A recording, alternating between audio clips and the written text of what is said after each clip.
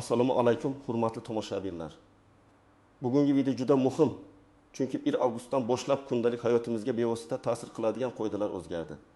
Bu faqat haydovchilarga, tadbirkorlarga yoki davlat idoralariga boradigan odamlarga tegishli mavzu emas. Bu o'z nomingizda avtomobil bo'lsa ham, ijarada yashasangiz ham, farzandingiz maktabga qatnasa ham, bank kartasidan foydalansangiz ham, kommunal to'lovlarni amalga oshirsangiz ham sizga aloqador. Men bugun sizga bu o'zgarishlarning mohiyatini oddiy tilda tushuntirib beraman. Oldin qanday edi, endi qanday bo'ldi? Kim ehtiyot bo'lishi kerak? Kim vahimaga tushmasligi kerak? Qaysi joylarda odamlar eng ko'p xato qiladi va bu gunoh nimalarni tekshirib qo'yish kerak? Videoni oxirigacha ko'ring. Chunki eng muhim amaliy qadamlarni oxirida aniq ro'yxat qilib beraman. Hozir esa kanalga obuna bo'lib qo'ying. Like bosib qo'ying. Chunki bunday ma'lumotni vaqtida bilgan odam pulini, vaqtini va asabini tejaydi. 1 avgustdan kuchga kirgan yangi tartiblarning asosiy maqsadi bitta: odamlarning ma'lumotlari, majburiyatlari va to'lovlari ko'proq elektron tizim orqali nazorat qilinadi. Avval ko'p narsalar qog'ozda, og'zaki kelishuvda yoki keyin bilib olamiz degan tarzda yurardi. Endi esa ma'lumotlar bazalar orqali tekshiriladi. Qarzdorliklar tezroq ko'rinadi. Ayrim xizmatlardan foydalanishda eski usuldagi o'tib ketadi degan yondashuv ishlamay qoladi. Oldin qanday edi? Masalan, odam kommunal to'lovni kechiktirsa, ayrim hollarda bu faqat keyingi oy kvitansiyasida ko'rinardi. Mashina bo'yicha jarima bo'lsa, ba'zi haydovchilar buni faqat avtomobilni sotayotganda yoki texnik ko'rikdan o'tayotganda bilib qolardi. Bankdagi karta, kredit, ijara, shartnoma, soliq yoki boshqa majburiyatlar bo'yicha ma'lumotlar alohida joylarda turardi. Odamning o'zi ham ba'zida qayerda qarzi borligini bilmasdi. Endi nima o'zgardi? Endi ko'plab jarayonlarda shaxsning yoki mulkning holati elektron tekshiriladi. Ya'ni siz biror xizmatga murojaat qilganingizda tizim sizning ma'lumotlaringizni avtomatik ko'radi. Qarzdorlik bormi? Shartnoma rasmiylashtirilganmi? Hujjat muddati o'tmaganmi? Ro'yxatdan o'tish to'g'rimi? Oldingi majburiyatlar bajarilganmi? Bu oddiy odam uchun nimani anglatadi? Endi bilmaganim degan javob ko'p joyda yordam bermaydi. Tizim biladi. Tizim ko'rsatadi va sizdan tartibga keltirish talab qilinadi. Bu yerda vahima qilish kerak emas. Yangi qoidalarning hammasi jazolash uchun emas. Aksincha, kim hujjatini, to'lovini va ma'lumotlarni tartibga keltirib qo'ysa, unga oson bo'ladi. Eng katta muammo tartibsiz yurgan, hujjatni tekshirmagan, SMS xabarnomalarini o'qimagan, shaxsiy kabinetlarga kirmagan, mening nomimda nima bor deb qiziqmagan odamlarda chiqadi. Birinchi muhim yo'nalish: shaxsiy ma'lumotlar va elektron xabarnomalar. 1 avgustdan keyin ko'p holatlarda xabarnoma telefon raqamiga, shaxsiy kabinetga yoki elektron tizimga yuborilishi mumkin. Bu nimani anglatadi? Agar sizning nomingizdagi telefon raqami boshqa odamda ishlatilayotgan bo'lsa, agar eski raqamingiz tizimlarda qolib ketgan bo'lsa, agar siz hech qachon shaxsiy kabinetga kirib ko'rmagan bo'lsangiz, muammo paydo bo'lishi mumkin. Masalan, bir fuqaro avtomobil jarimasini vaqtida bilmay qoladi. Chunki jarima haqida xabar eski raqamga ketgan. U raqam esa allaqachon ishlamaydi. Fuqaro menga hech kim aytmadi deydi. Lekin tizimda xabarnoma yuborilgan bo'lishi mumkin. Natijada jarima muddati to'lanmasa, qo'shimcha choralar, cheklovlar yoki ortiqcha xarajatlar yuzaga keladi. Shuning uchun birinchi maslahat: barcha rasmiy tizimlarda telefon raqamingiz yangilanganini tekshiring. Ikkinchi yo'nalish: qarzdorliklar.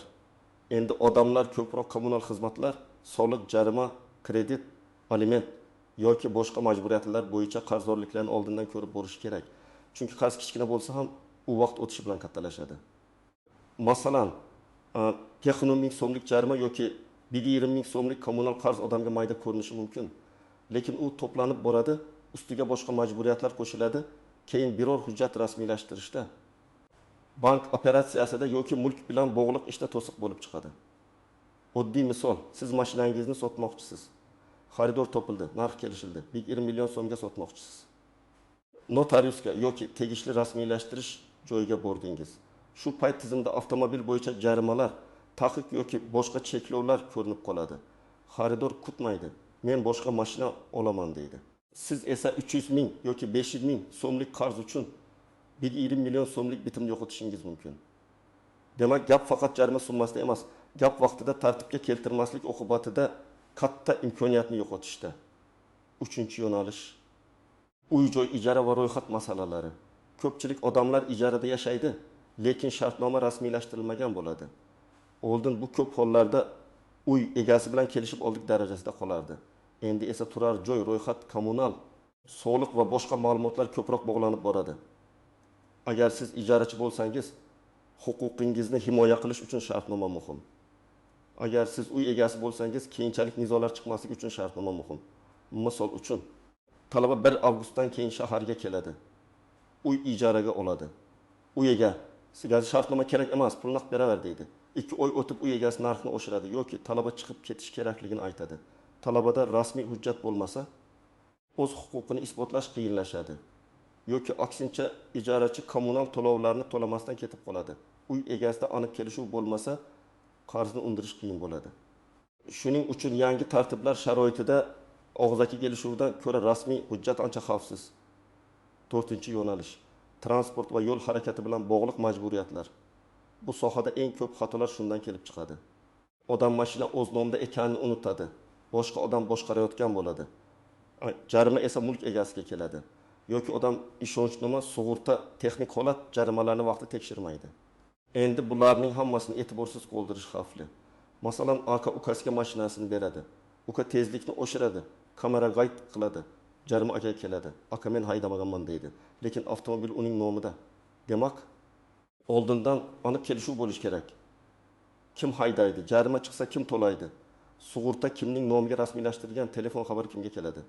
Oilada ham, tanish bilish orasida ham bu masalani ochiq gaplashish kerak. Chunki o'zimizniki-ku degan gap pul masalasida ko'p janjalga sabab bo'ladi. 5-yo'nalish bank kartalari va pul o'tkazmalari. Bugungi kunda karta faqat pul saqlash vositasi emas. U orqali kredit to'laysiz, kommunal to'laysiz, onlayn xarid qilasiz, qarz olasiz, pul yuborasiz. Yangi tartiblar sharoitida karta egasi o'z operatsiyalarini bilishi kerak. Begona odamga karta ochib berish, o'z nomingizdagi kartani boshqaga ishlatishga berish. Shubhali pul o'tkazmalariga rozilik berish juda xavfli. Hayotiy misol, bir yigit tanishiga kartangdan pul aylantirib turamiz, senga oyiga 200 ming so'm beramiz degan taklifga rozi bo'ladi. Avvaliga oddiy ko'rinadi. Lekin keyinchalik karta orqali shubhali mablag'lar o'tgan bo'lsa, savol karta egasiga beriladi. Men bilmasdim deyish oson, lekin bank tizimida karta sizning nomingizda. Shuning uchun hech qachon kartangizni, pasport ma'lumotingizni, telefon raqamingizga kelgan SMS kodni boshqaga bermang. Bu qo'yda 1 avgustdan keyin yanada dolzarb bo'ldi. Chunki tekshiruvlar elektron izlar orqali tezroq aniqlanadi. Kim xavotir olish kerak? Birinchidan, o'z nomida avtomobil, uy, yer, do'kon, karta yoki kredit bo'lib, lekin ularni boshqa odam ishlatayotganlar. Ikkinchidan, telefon raqamini o'zgartirib, rasmiy tizimlarda yangilamaganlar. Uchinchidan, kommunal to'lov, soliq, jarima yoki kredit bo'yicha qarzi bor yo'qligini bilmaydiganlar. To'rtinchidan, ijarada yashab shartnoma qilmaganlar. Beshinchidan, tadbirkorlik faoliyatini yuritib, kirim-chiqim hujjatlarini tartibga solmaganlar. Kim vahma qilmasligi kerak? Agar siz hujjatlaringizni tartibda yuritsangiz, qarzlaringizni tekshirib tursangiz, telefon raqamingiz yangilangan bo'lsa, kartangizni faqat o'zingiz ishlatsangiz, ijarangiz yoki bitimlaringiz rasmiy bo'lsa, siz uchun yangi qoidalar muammo emas. Aksincha sizga qulay bo'ladi. Chunki elektron tizimlar orqali ko'p ishlar navbatda turmasdan, uzoq yurmasdan tezroq hal qilish mumkin. Birinchi nozik joy. Xabarnoma kelmadi degan bahona har doim ham qutqarmaydi. Ko'pchilik menga SMS kelmadi, demak men aybdor emasman deb o'ylaydi. Lekin amalda xabarnoma bir nechta kanal orqali yuborishi mumkin. Shaxsiy kabinet, elektron xizmat portali, bank ilovasi, SMS yoki boshqa tizim. Sizning vazifangiz rasmiy ma'lumotlaringizni yangilab turish. Agar raqam o'zgargan bo'lsa, uni yangilamaslik oqibatini ko'pincha fuqaroning o'zi ko'radi. Ikkinchi nozik joy. Kichik qarzlar katta to'siqqa aylanishi mumkin. Odamlar odatda katta qarzdan qo'rqadi, lekin 30 ming, 80 ming, 20 ming so'mlik qarzga e'tibor bermaydi. Muammo shundaki, tizim summa kichikmi kattami qarzdorlik sifatida ko'rsatadi. Masalan, siz biror joyga hujjat topshirmoqchisiz, tadbirkorlik faoliyatini kengaytirmoqchisiz, mulkni sotmoqchisiz yoki kredit olmoqchisiz. Shu payt kichkina qarz ham sizning ishingizni sekinlashtiradi. Shuning uchun qarzni faqat katta bo'lganda emas, paydo bo'lishi bilan hal qilish kerak. Uchinchi nozik joy. Oila a'zolari o'rtasidagi og'zaki kelishuv. Eng ko'p nizolar aynan yaqinlar orasida chiqadi. Aka ukasiga karta beradi. Xotinning nomiga kredit oladi. Qarindoshining uyida yashaydi. Hammasi avvalgi ishonch asosida bo'ladi. Lekin keyin jarima, kredit, qarz, to'lov yoki soliq chiqsa, hujjatda kimning nomi bo'lsa, birinchi navbatda o'sha javobgar bo'ladi. Shuning uchun ishonch yaxshi, lekin hujjat undan ham yaxshi. 4-chi nozik joy, muddatlar. Har bir jarayonning muddati bor. Jarimani to'lash muddati, kredit grafigi, ijara shartnomasi muddati, sug'urta muddati, pasport yoki haydovchilik guvohnomasi bilan bog'liq muddatlar, texnik ko'rik muddati. Odamlar ko'pincha muddatni 1-2 kun o'tkazib yuboradi va shuncha narsa bo'lmaydi deb o'ylaydi. Lekin elektron tizimda muddat aniq ko'rinadi. Kecha tugagan hujjat bugun amalda muammo tug'dirishi mumkin. 5-chi nozik joy, ma'lumotdagi xato. Ba'zida fuqaroning o'zi aybdor bo'lmasligi ham mumkin. Masalan, familiyada bitta harf xato yozilgan, manzil noto'g'ri kiritilgan, telefon raqami eskicha qolgan, avtomobil yoki mulk ma'lumotida nomuvofiqlik bor. Oldin bunday xatolar uzoq vaqt bilinmasdan yurishi mumkin edi. Endi elektron tekshiruvlarda tezroq ko'rinadi. Shuning uchun ma'lumotlaringizni tekshirib, xato bo'lsa darhol tuzatish kerak. 6-chi nozik joy, naqd puldagi kelishuvlar. Uy ijarasi, xizmat ko'rsatish, ustachilik, savdo, sotiq yoki boshqa ishlar naqd pulda bo'lganda keyin isbotlash qiyin bo'ladi. Masalan, siz ustaga 3 million so'm berdingiz, u ishni chala qildi. Chek yo'q, shartnoma yo'q, yozishma yo'q. Yoki siz ijaraga 2 million so'm berdingiz. Uy egasi olmaganman desa, dalil kerak bo'ladi. Shuning uchun imkon qadar to'lovni iz qoldiradigan shaklda qiling. Bank orqali, kvitansiya bilan, shartnoma asosida yoki hech bo'lmaganda yozma tasdiq bilan. Endi eng muhim qismga o'tamiz. Siz bugun nima qilishingiz kerak? Men siz bosqichma-bosqich aytaman. Birinchi qadam, telefon raqamingizni tekshiring. Rasmiy xizmatlar, bank ilovalari, kommunal xizmatlar, soliq tizimi, avtomobil bilan bog'liq ilovalar va boshqa shaxsiy kabinetlarda aynan hozir ishlatayotgan raqamingiz ko'rsatilgan bo'lishi kerak. Agar eski raqam bo'lsa, yangilang. Agar raqam boshqa odam nomida bo'lsa, imkon qadar o'z nomingizga rasmiylashtiring. Ikkinchi qadam, qarzdorliklaringizni tekshiring. Kommunal to'lovlar, soliq, jarimalar, kreditlar, aliment yoki boshqa majburiyatlar bo'yicha holatingizni ko'rib chiqing. Buni tegishli rasmiy portallar, bank ilovalari, kommunal xizmat ilovalari yoki davlat xizmatlari markazi orqali tekshirishingiz mumkin. Agar qarz chiqsa, avval uning haqiqatdan sizga tegishli ekanini aniqlang, keyin to'lang. Agar xato deb hisoblasangiz, dalillar bilan murojaat qiling. 3-chi qadam, hujjatlar muddatini tekshiring.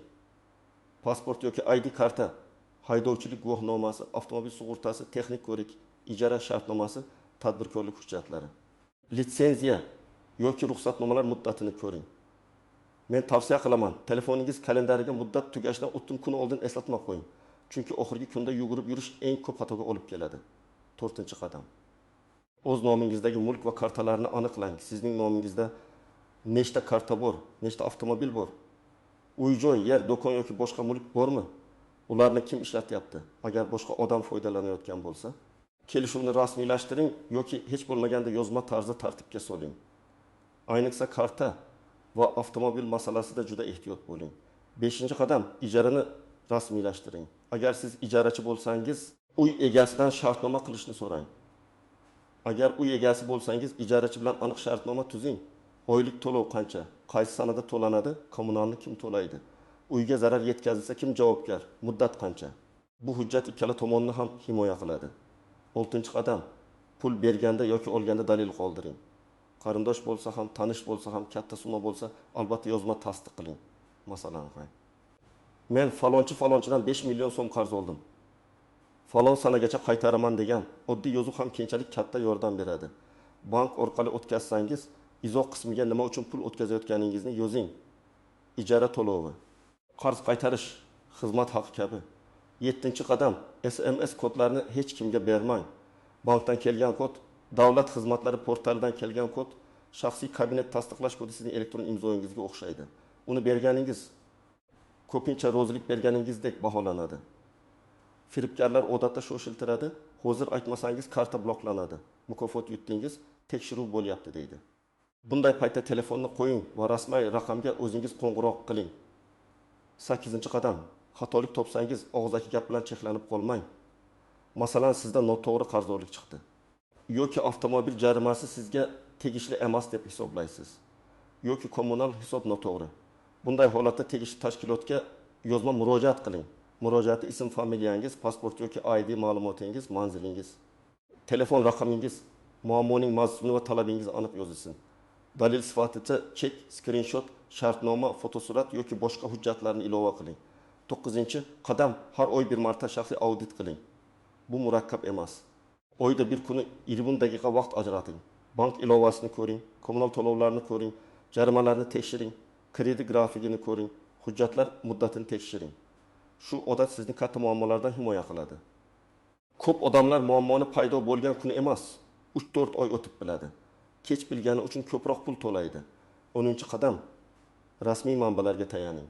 Telegramdagi noma'lum kanallar, qo'shnining gapi, bozordagi mish-mish, bir tanishim aytdi degan ma'lumot bilan qaror qilmang. Yangi qoidalar bo'yicha aniq ma'lumotni tegishli davlat organlari, rasmiy portallar, bankning rasmiy sahifasi yoki davlat xizmatlari markazidan tekshiring. Agar tushunmasangiz, mutaxassisdan so'rang. Bir marta maslahat olish keyin jarima yoki sud bilan yurish ancha arzon. Demak, 1 avgustdan keyingi asosiy o'zgarish shuki, qoidalar ko'proq elektron nazoratga o'tmoqda, ma'lumotlar tezroq tekshirilmoqda. Qarzdorliklar va hujjatlardagi kamchiliklar oldingidan ko'ra osonroq aniqlanmoqda. Bu tartibli odam uchun qulaylik, lekin beparvo odam uchun muammo. Men sizga eng muhimini yana bir bor eslataman. Telefon raqamingizni yangilang. Qarzlaringizni tekshiring. Hujjatlar muddatini ko'ring. Kartangizni boshqaga bermang. Og'zaki kelishuv o'rniga yozma dalil qoldiring. Har oy shaxsiy auditingizni qiling. Agar siz shu oddiy qadamlarni bajarsangiz, yangi qoidalardan qo'rqmaysiz. Aksincha, siz boshqalardan bir qadam oldinda bo'lasiz. Eng muhimi, muammo chiqqandan keyin yugurish emas, muammo chiqmasdan oldin tayyor turish kerak. Sizningcha bu o'zgarishlar odamlar uchun qulaylikmi yoki ortiqcha qiyinchilikmi? Fikringizni izohlarda yozib qoldiring. Agar video foydali bo'lgan bo'lsa, albatta like bosing, yaqinlaringizga yuboring va kanalga obuna bo'ling. Chunki bunday ma'lumotni vaqtida bilish har birimiz uchun juda muhim.